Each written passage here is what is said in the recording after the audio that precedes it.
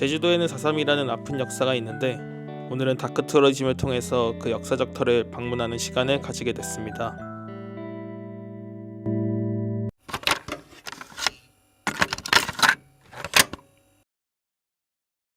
4.3 사건이란 3.1 발포 사건을 기점으로 1947년부터 1954년까지 일어난 좌익 세력의 무장대와 투벌대 간의 무장 충돌 중 많은 민간인들이 희생당한 안타까운 사건이다. 네, 이곳은 관덕정입니다. 이 관덕정이 제주도에서 가장 오래된 건물이에요. 조선시대 세종 때 지어진 건물이고 4.3 사건의 시발점인 3.1 발포 사건이 일어난 곳이라고 합니다. 가장 오래된 건물인 만큼 옛날 사람들의 만남의 광장 역할로도 하고, 지금은 이 앞에 건물들이 둘러싸여 있고 건축물들이 있는데 예전에는 이 터가 다 5일장에 열렸던 곳이라고 합니다. 지금은 이렇게 돌담이나 다 복원이 되어 있지만 옛날에는 이 돌담도 없었고 이 안에서 각종 행사들을 많이 했었대요. 이쪽으로 이렇게 걷다가 보면 이게 정자가 하나가 있고 이게 관덕정입니다. 제가 이곳을 왜 왔냐? 저의 산책로예요. 실제로도 제가 되게 자주 많이 오는 곳이고, 이 길을 따라서 쭉 가다 보면 해안가가 나오는데 거기를 따라서 이제 바닷가 쪽으로 산책을 하는 게 제 주요 산책 루트입니다.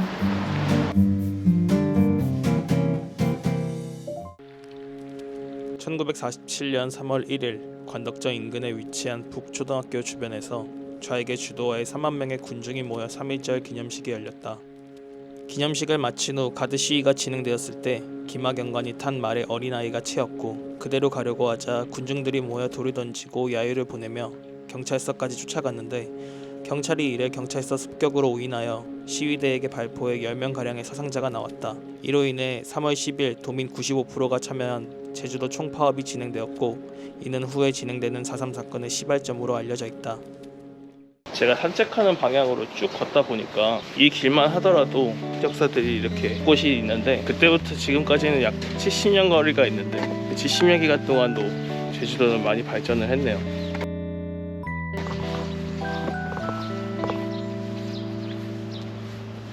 제주도는 저렇게 곳곳에 포네그리프가 있는데 짧은 역사를 좀 설명해 줄 수 있는 그런 포네그리프라고 보시면 되고, 저런 거를 통해서 이곳에 뭐가 있는지도 알게 되어요.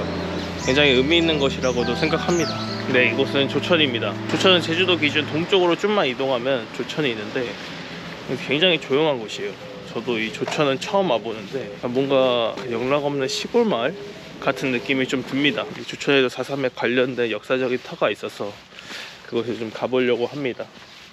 이곳은 4.3 사건 당시 수용소가 있었던 터이고 안쪽에는 사람 사는 흔적들이 있었어요. 건물 자체가 급하게 지은 느낌이 나서 좀 더 음침한 느낌을 받았습니다. 지금은 그냥 일반 집인 것 같아요.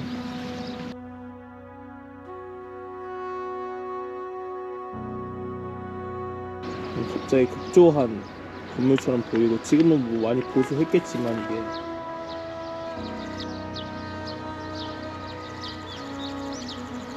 1948년 4월 3일 좌익의 무장대가 제주도 내 24개 경찰시설 중 12개 지서를 일제히 급습하며 4.3 사건이 시작되었습니다. 특히 조천은 조천지서와 면사무소가 있어서 무장대의 공격이 잦았다고 합니다. 와우. 제주도는 곳곳에 이런 지형이 좀 많이 있는데 용천수가 흐르는 곳입니다. 용천수는 지하수인데 지하수의 이제 압력에 의해서 땅에서 이제 지상으로 솟구쳐 나오는 현상들을 용천수라고 하는데, 바다랑 좀 가까운 데 있어요. 여기도 바로 옆이 이렇게 바닷가인데 이 물이 약간 지하수랑 바닷가 이 사이에 경계선이 있다 보니까 짤 수도 있는데,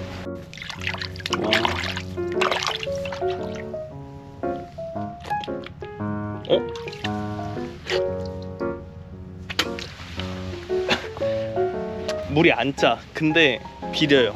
안 짠데 비린 물이에요. 안 짠데 비린 물이야. 용천수가 흐르는 곳에서 수영을 해본 적이 있는데 계곡물도 합쳐서 그런지 엄청 차가워요. 약간 맛은 안 짠데 좀 비린 맛이 좀 느낀? 그렇게 생각하시면 좀 쉬울 것 같아요. 물은 진짜 차갑습니다. 네, 이곳은 조천지서입니다. 지금은 이제 조천 파출소인데, 조천중학원 학생이었던 김용철은 학생위원장이라는 이유로 30 총파업의 책임자 신분으로 조천지서에 연행되어 고문 끝에 숨지게 된다. 파출소 뒤의 돌담은 그때 당시 무장대의 습격을 대비하기 위한 역사적 흔적이라고 볼 수 있다. 건물은 확실히 옛날 거죠. 근데 이때 더 중요한 거는 어쨌든 여기는 경찰서잖아요. 경찰서에서 딱 1분만 걸어가면 이 교회가 하나 있는데, 이 교회가 있는 이 터가 아까 보여줬던 장소 수용소에서 그 수용 인원들을 데리고 와서 이곳에서 총살을 하고 학살을 했다고 합니다. 이게 70년이 지난 역사지만 제가 이 역사를 공부하다가 보면 제가 지금 밟고 있는 이 땅이나 이런 역사들이 있던 자리에 뭐가 새롭게 생겨나는 거에 대해서도 역사의 매력이라고 생각을 합니다. 이번 기회에 4.3 사건을 좀 더 공부해갖고 이렇게 영상을 찍게 되는 거에 대해서도 되게 감사한 것 같아요. 저는 90년대까지만 하더라도 정치적인 문제 때문에 말하기도 굉장히 어렵고 뒤늦게 알려진 역사인 만큼 많은 청년들이 잘 모를 때가 있습니다. 쉽게 알려줄 수 있는 역할을 하고 싶네요. 이렇게 추천 다 둘러봤고요. 1시간이면 둘러볼 만큼 굉장히 작은 동네입니다. 그 희생자들이 좀 이제는 억울한 누명을 벗어진 채 좋은 보상들을 받았으면 좋겠다는 마음이 있네요.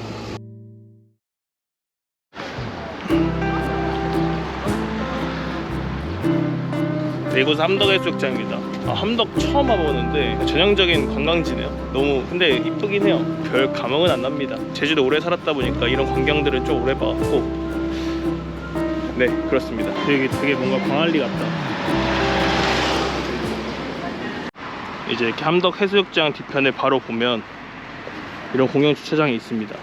주차장 바로 옆에 조금만 더 걸으면 주차장 하나가 더 있는데 이곳이 함덕국민학교 애터이다.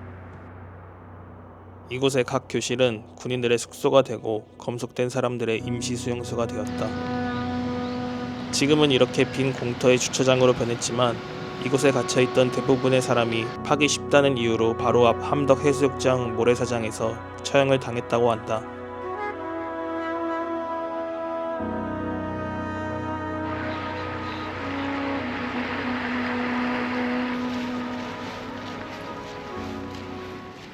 이거 함덕해수욕장 지나면 바로 옆에 서호봉이라고 하는 지역이 있습니다. 이 서호봉을 따라서 함덕해수욕장을 볼 수 있고요. 이 마을을 넘어가면 북촌마을로 갈 수가 있습니다. 그러니까 오름같이 동산이라서 가볍게 갔다 오도록 하겠습니다.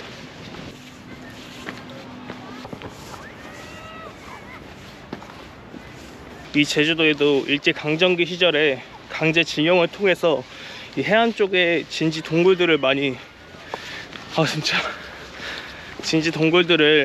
지었습니다. 태평양 전쟁을 대비하려고 지은 건물들인데요. 지은 지 얼마 안 돼서 광복이 되었고 대부분의 해안 진지 동굴들은 거의 운영이 안 된 채 방치가 되었습니다. 근데 이제 그 후에 4.3 사건 때 그 동굴 안에서 이제 생활을 해왔던 흔적들이 남아 있다고 합니다. 와, 오늘 날씨 진짜 좋네. 오늘 날씨 진짜 좋다.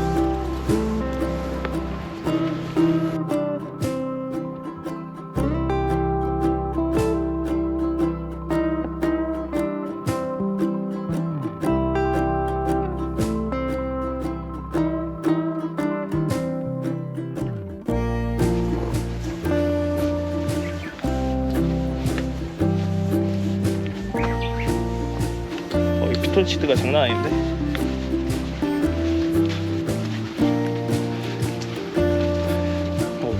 굉장히 어드벤처스러운데?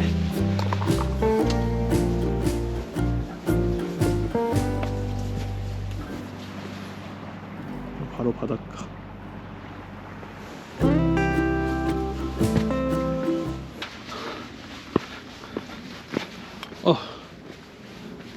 생각보다 높네.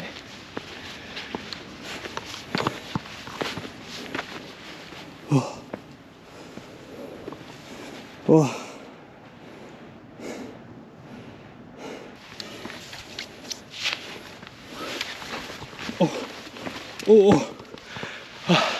이거 산책로 맞나?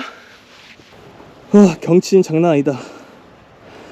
네, 서호봉에도 해안 진지 동굴이 있는데 거기는 미개통 지역, 출입 금지 구역이더라고요. 그래서 멀리서 볼 수 있으면 한번 보겠습니다. 아마 내려가진 못하게 돼 있을 것 같은데 일단 또 여기까지 왔으니까 한번 보러 가야겠죠.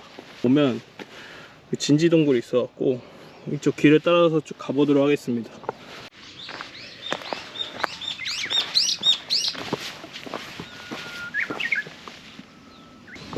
들어갈 수가 없겠는데?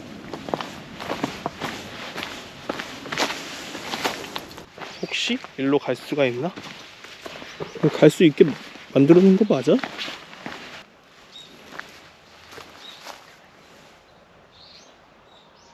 사람이 갈 수 있게 만든 길인가? 아무리 봐도 아닌데. 일단 돌아가야겠다.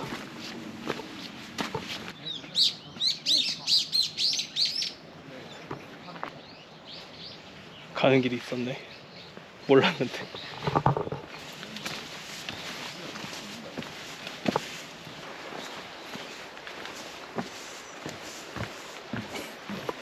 오, 이거 조심해야겠다. 와, 물 진짜 맑다. 이거 대박인데? 그 진지동굴이 어딨지? 설마 저건가?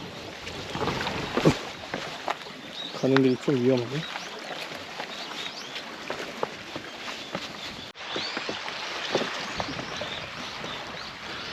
와, 여기구나.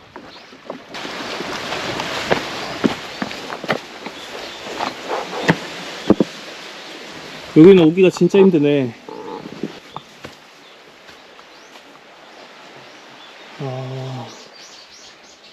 와, 이게 일제시대 때 만든 동굴인데 4.3 사건 때 토벌대 눈을 피하려고 여기서 숨어서 살았다고 합니다. 오는 길이 진짜 지금도 이렇게 힘든데 그때 당시만 해도 이렇게 와, 여기서 숨을 생각이 말도 안 나오네. 여기서 숨을 생각도 했냐? 그만큼 그때가 진짜 살고 싶어서 이런 선택까지 했다는 뜻 아니겠습니까? 와, 장난 아닙니다. 뭐 이게 펜스가 쳐져 있어서 안까진 못 가는데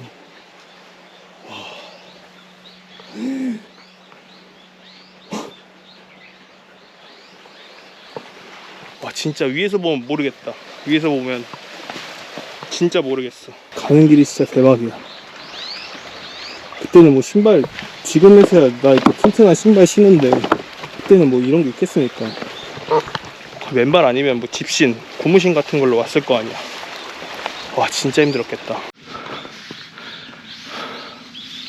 와, 음산하다. 음산해. 여기는 비교적 오기가 쉬운데 해안가보다는. 와, 그래도 이게 그때 당시에 여기 숨을 생각을 한다는 게 얼마나 진짜 살고 싶었으면. 오! 와. 와우. 와우. 저 살고 싶어요. 다행이네. 지금 진짜 땀이 장난 아니에요. 이게 혼자 오니까 좀 무섭다. 무서워. 저 안에서는 어떠한 삶을 살았을까.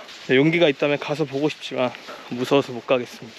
제 느낀 거는 서호봉이 지대가 좀 높아요. 그리고 심지어 바로 앞에 바닷가가 있으니까 그때 사람들이 서호봉에 수용소 인원들 데리고 와서 처형한지 알겠다는 생각이 들었어요. 처형하고 그냥 절벽 밑으로 떨어뜨려 보내면 시체 수습도 안 되고 그냥 바닷가로 떠내려가기 때문에. 네, 이제 함덕 서호봉으로 통해서 북촌 마을로 내려올 수가 있습니다. 네, 오늘 날씨가 너무 더워서 지금 북촌 마을에 있는 정자에서 좀 쉬고 있습니다. 그늘에 있으니까 날씨가 장난 아니야. 북촌 마을에 왜 왔냐면 북촌리는 영상 초반에 나왔던 조촌보다도 굉장히 더 작은 마을이에요. 북촌리는 평화로운 해안 마을이다. 마을을 경유하던 군인이 무장대 습격을 받아 2명이 사망했는데 마을 주민들이 그 시체를 수습하여 함덕의 주둔지에 전달했지만 화가 난 군인들은 시체 수습을 도와준 1명을 제외한 9명을 살해하고 무장한 채 북촌리로 진군을 했다. 여기는 진짜 마을, 그냥 관광지나 이런 거는 거의 없고 그냥 마을이라고 보시면 돼요. 되게 조용하고 한적한 시골 마을. 이 길을 따라오면 너문승 4.3 기념관이 있습니다. 헐, 이건 상상치 못했는데. 하지만 제가 알고 있는 지식으로 너문승의 일대를 한번 돌아보겠습니다. 4.3 기념관 안에는 각종 4.3에 관련된 사건이 있으니까 여기 오시게 되면 한 번쯤 방문하는 걸 추천드리고요. 이 4.3 기념관 건너편에 이곳이 바로 너분숭이 넓은 돌밭이라는 지명을 가진 지역입니다.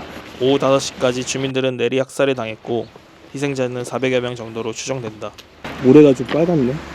당시 4.3 사건은 정치적 문제 때문에 금기시되었는데 소설은 사건의 비극과 진실을 공론화시키는 역할을 했습니다. 네, 이 너분숭이 일대를 마지막으로 영상을 마무리하려고 합니다. 사실 오늘 방문한 곳만 하더라도 굉장히 작은 지역, 진짜 제주도 곳곳에 이런 역사적인 흔적들이 많고 아픈 역사들이 많습니다. 오늘만 하더라도 이제 성수기 시즌이 다가온 만큼 많은 청년들이나 젊은 그리고 가족분들이 많이 오세요. 하지만 그런 가족들이 이 아름다운 제주를 느끼기 전에 이 안에 그 숨겨진 그 아픈 역사들을 한 번 더 알아가는 시간이 언젠가는 돌아오기를 바라며